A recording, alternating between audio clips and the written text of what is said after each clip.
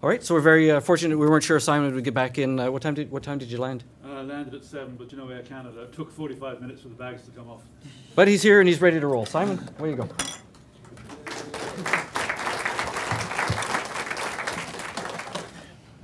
Which is the pointer? It's left and right to the pointer. Yeah. Alrighty.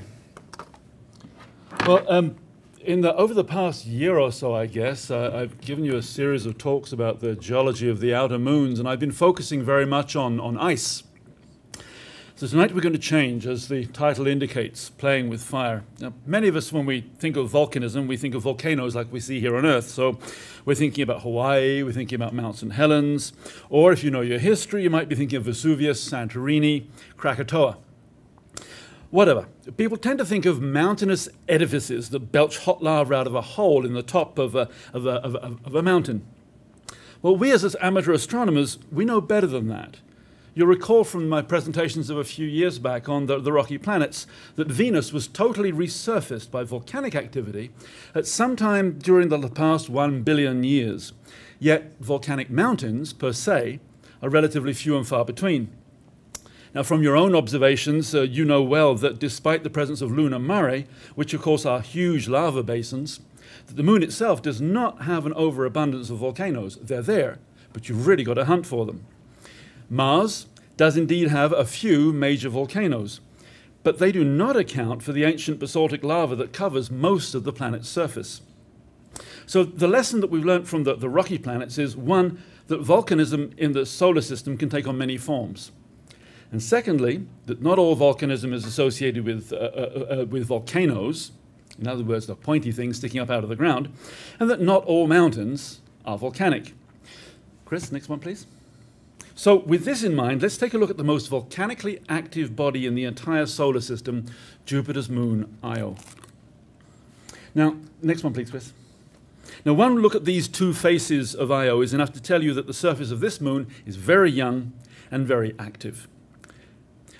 I've indicated here a number of the main volcanoes, Pele, Loki, Prometheus. You may have heard of these, which I'll be mentioning later in the talk. There's Tvastar up at the top there, and Cullen down here. And bear these images in mind for the next few minutes, because I'll be using them. I'll stick them up in the right-hand corner of the slides that are coming up, so that you know where on Io the features are that I'm going to be talking about. Next one, please, Chris. And for those that prefer a map, here's essentially the same thing presented in rectangular coordinates. There's Prometheus, there's Pele.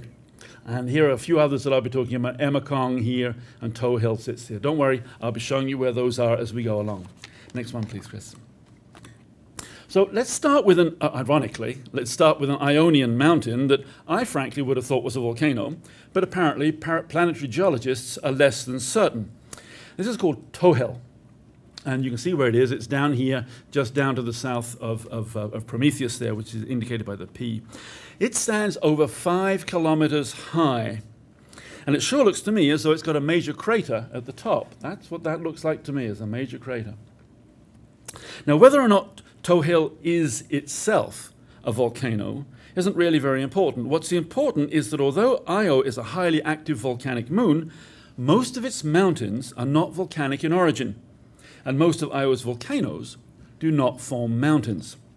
You'll see what I mean in just a moment. Let's go to the next one, please, Chris. So here's a 3D image of Tohill, and it's been stretched vertically, all right, in order to emphasize the vertical dimension and emphasize the volcanic look to the mountain. Next one, please, Chris. That sure looks like a crater to me, but those who know better than I are still talking about it. Next one, please.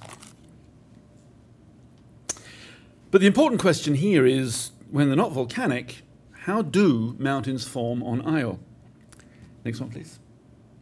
So here, marked by this red ellipse, this is Mongiello Mons. They have wonderful names for these places. Mongiello Mons, it's 7 kilometers high. And this image was taken when the sun was very, very low in order to emphasize its three-dimensionality, as you can see by these long shadows here and out there and there.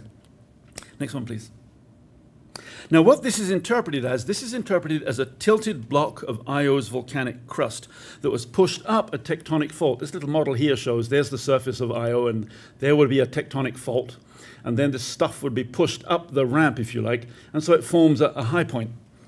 So it's really, essentially, it's something that was pushed up a ramp. Now the cones in the background, this one here, and even this one there, they sure look like volcanoes, but you'll see why I hesitate in just a moment. Next one, please. So here's another example of a non-volcanic tectonic mountain on Io. Next one, please, Chris. There you can see it indicated by a red ellipse, and you can see what looks like a rift valley, this thing here, going around the back and then coming out the top end there. Now, this was also interpreted as a tilted block of crust, but this time, next one, please. The diagram shows us this time the tectonic fault is going the other way. The top side's going down and the bottom side's coming up.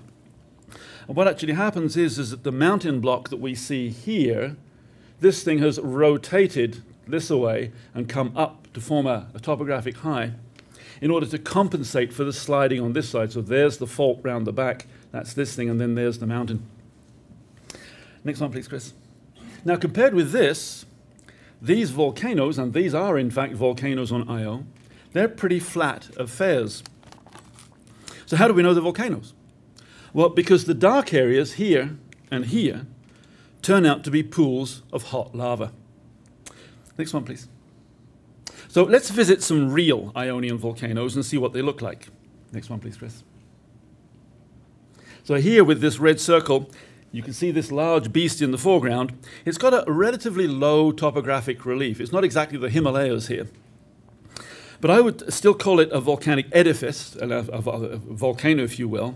You can see a major channel coming down here off of the peak of the volcano where the lava would have flowed down onto the volcanic plains here that dominate the topography of Io.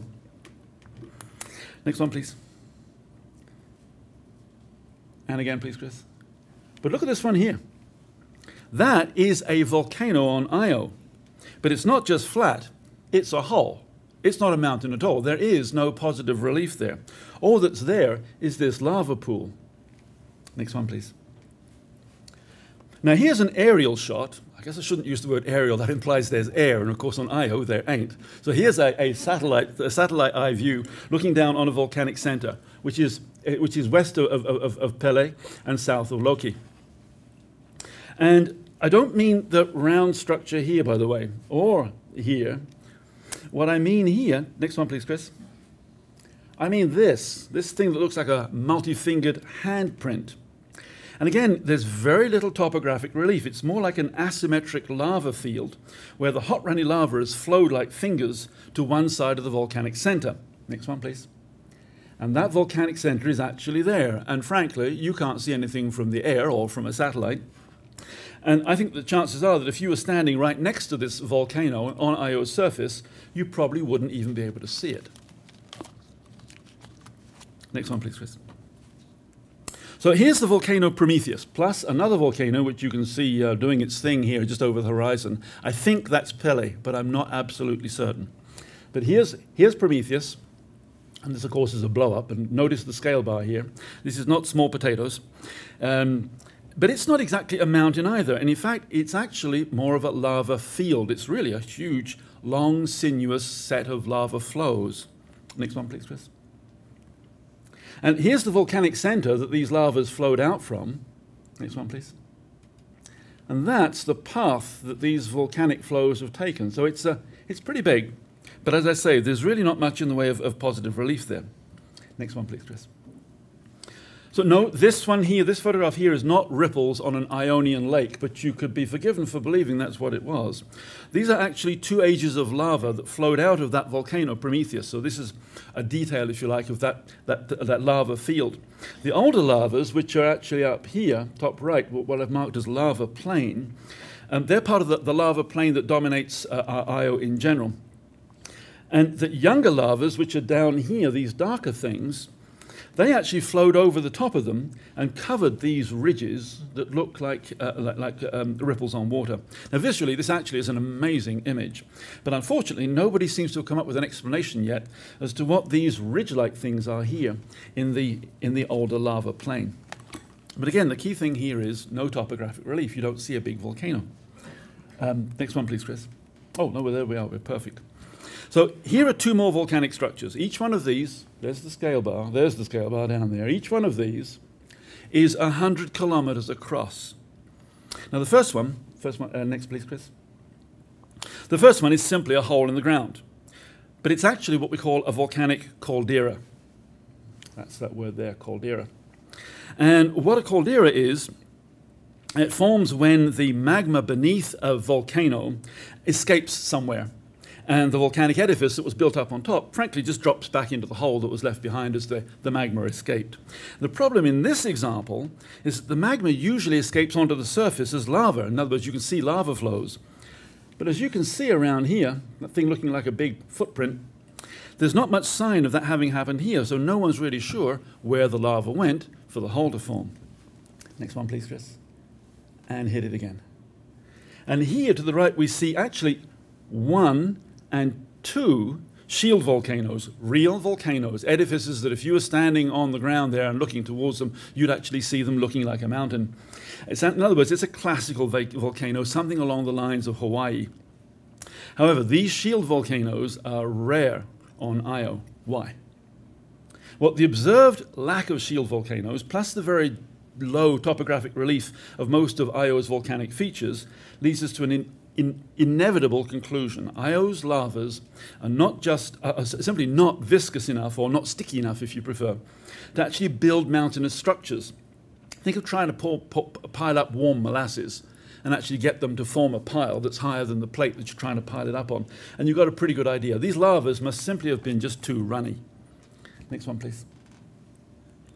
Now here's a wonderful image of the lava field just east of that volcano Emakong.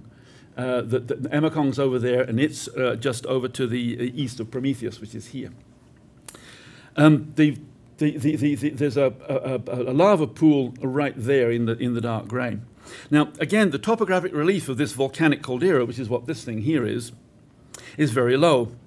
Note the scale bar, though. This is pretty big. That's 25 kilometers, so that's getting on for 50 kilometers across. Now, if we get to the next, there we go.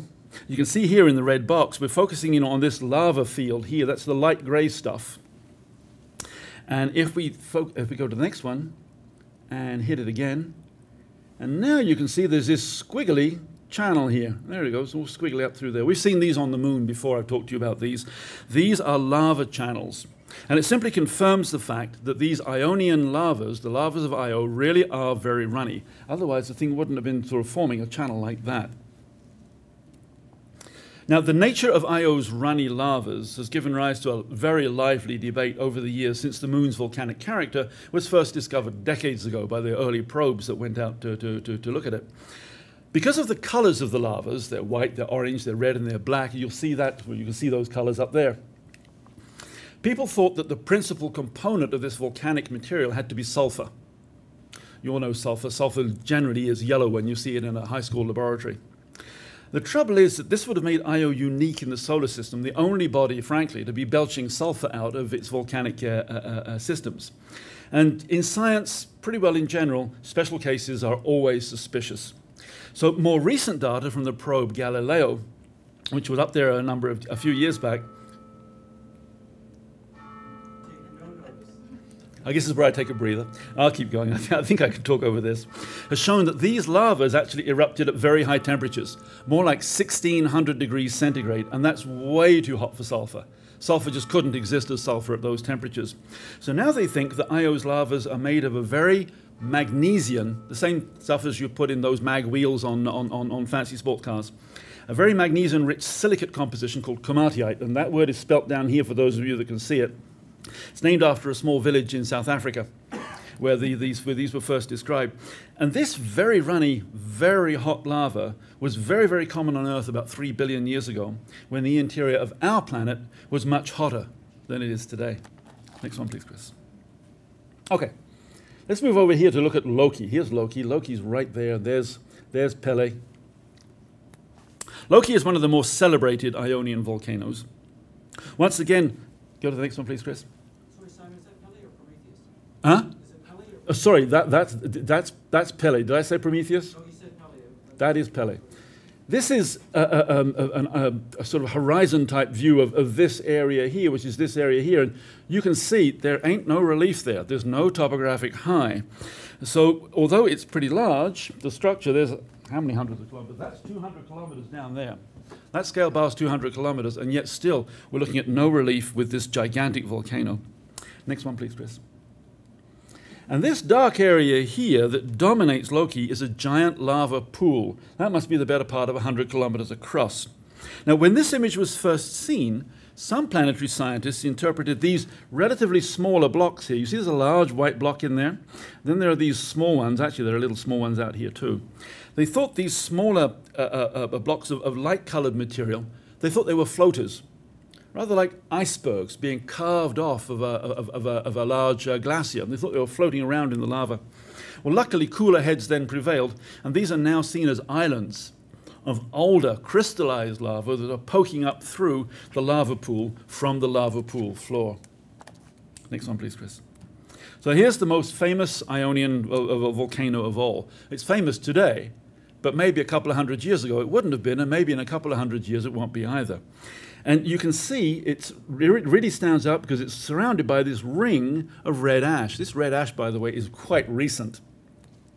We'll come to that in just 1 second. The reason for the ring is the absence of any substantial atmosphere around the moon. This means that erupted ash coming out of the volcanic center right there meets no frictional resistance as it's actually, I keep wanting to say, as it's in the air and about to sort of fall on the ground, as it's up above the surface. There's no frictional resistance. So the only thing that slows the ash down when it's been erupted and pulls it back to the moon's surface is gravity.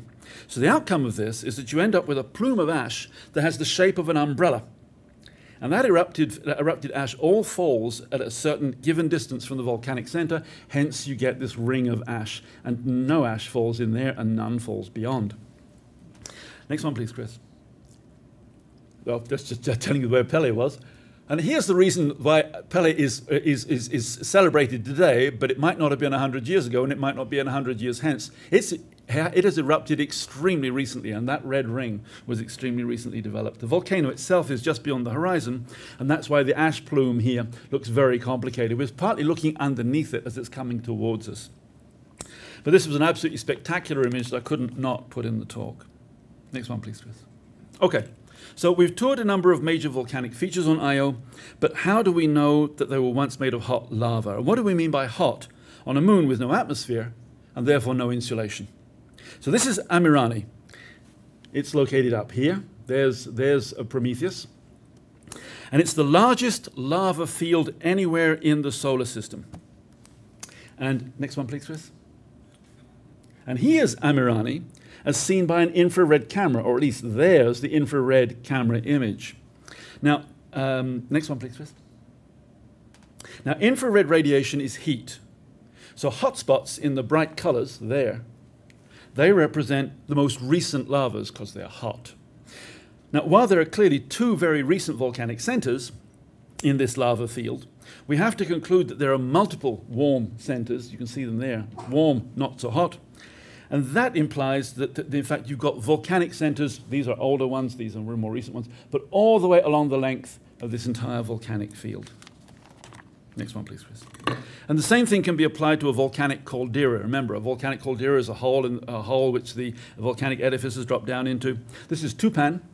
It's about 50 kilometers across, and it's a lava pool with recently erupted hot lava to the north. You can see that because there's the hot spots in the infrared image. Same scale as this image down here, which is this one here and smaller. And that's in the north. And you've got older, warmer, probably crystallized lava down in the south. That's what this stuff here would be. Now, it's worth noting here that this cliff you see here along the north side of Tupan, it's in the shadow, it's casting a shadow, and that cliff is 1 kilometer high and is absolutely vertical. Next one, please, Chris. And finally, this is volcanism caught in the act. Next one, please. This is Tvista, a volcano, and it's up there, and there again is Pele for reference. It's way up to the north there. It was caught erupting lava fountains. They're huge sheets or curtains, if you will, of lava, and it was erupting in 1999 in November. That's what you see down in this image here. There's the eruption. You can see it very, very bright. You can see the lava itself. Next one, please, Chris. And hit it again. By February of the following year, 3 to 4 months later, the first eruption had ended. There we go. The eruption has now ended. And the site of the volcano, or the eruption rather, had moved. Let's hit the next one, please, Chris. And again, there we go. It's moved over to here now. So, again, note the scale bar. This is 50 kilometers. These are pretty big features. So yes, we do indeed know that Io erupts hot lava and not some mysterious substance, and it does so all over the moon, and it's doing so today. Next one, please, Chris. So, just how hot is Io's surface with all this volcanic activity taking place? Now, aside from the actively erupting lavas themselves, which attain temperatures of 1600 degrees centigrade, Io is actually pretty cold. The infrared image here, which is at the scale of the entire moon, tells us that even standing right on top of the most recent active volcano, the surface temperature would be a chilly minus 100 degrees centigrade. In brief, Io is not some lost cousin or long-distant cousin of superhot Venus, because it has no atmosphere to provide thermal insulation. Maybe volcanically the most active body in the solar system, but it's damn cold. Next one, please, Chris. I think this is the last one. So what powers all this volcanic activity on Io? Given its slightly elliptical orbit and the systematic gravitational tugging that it's subjected to by both Jupiter and the other Jovian moons, Io's interior is flexed, rather like a rubber ball. If you just pick up a rubber ball and squeeze it, that's what Io's going through. This flexing is referred to as tidal flexing. And this is the rock equivalent, if you like, of tides that are raised on the Earth by the moon and the sun, but ocean tides. But this is tides in the rock itself. And all this flexing results in work, and that work is then converted to heat. Now note, this is not heat due to friction. Frictional heat is what you get when you rub two sticks together like Boy Scouts trying to make a campfire. This tidal heating is more like what happens when you rapidly bend a copper wire back and forth, and the bent part of the copper wire heats up. Last slide, please, Chris. Okay. Now, in several of the talks that I've given in this mini-series, and I don't know if I mentioned that at the beginning, but this is the last in this mini-series on the outer moons of the solar system, I've shown you several examples of cryovolcanism. In other words, the eruption of water or slushy ice on moons, such as Saturn's Enceladus, which is indicated here. And you may have heard recently people are getting excited about these tiger stripes, which is where we're getting this icy volcanism occurring. And the point I want to leave you with here is that this ice volcanism, although it occurs at much lower temperatures than the volcanism on Io, still requires heat. And that heat is derived from the same source as Io, tidal heating. Yeah, there is a lot of discussion right now about focusing that tidal heating perhaps in these faults here, which is what gives rise to these blue tiger stripes, but it's still the same phenomenon, it's just more focused. So the take-home message here is that volcanism is a common phenomenon throughout the solar system. However, it's a very diverse phenomenon that we're just beginning to understand, and it's one that involves materials ranging from molten silicate rock to water ice mixed with ammonia, in other words, cleaning fluid. Io just happens to be the most spectacular example. Thank you for listening. Simon,